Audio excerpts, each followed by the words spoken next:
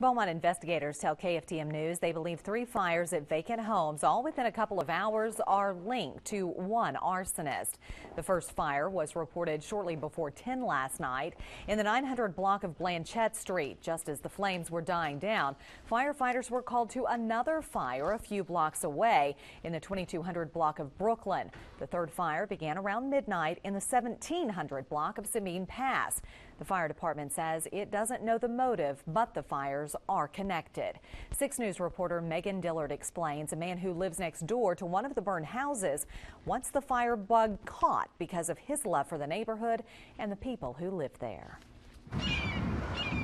My wife's favorite color when we picked it back in the day. Yeah, it was her favorite color. Vernon Azor has called this big green house on Sabine Pass home for more than 40 years. When he pulled up last night, he saw a fire truck go by. Then 30 minutes. If it was 30 minutes, I heard a fire truck again. Another one. Next thing we know, we heard the banging on the door. And when we woke up, we thought our house was on fire. It was the empty house next door. Next thing we know, it was all going up in flames. The third in a string of fires that were deliberately set within 2 hours from about 10 to midnight. All 3 vacant homes burned within a mile of each other. It had tags on it, I guess to condemn it, but no one had done anything about it.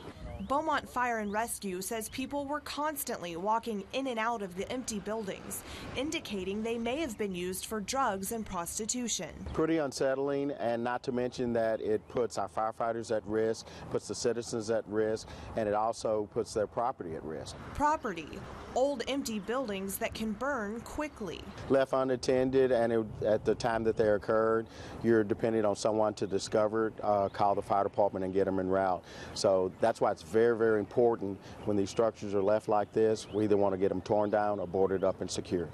Yeah, I wish they find out who's doing that. So Vernon Azor can enjoy his neighborhood. This is home.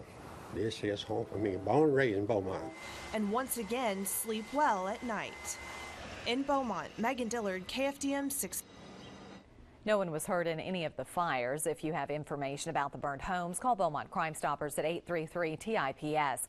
Operators will not ask for your name, and you could be eligible for a cash reward.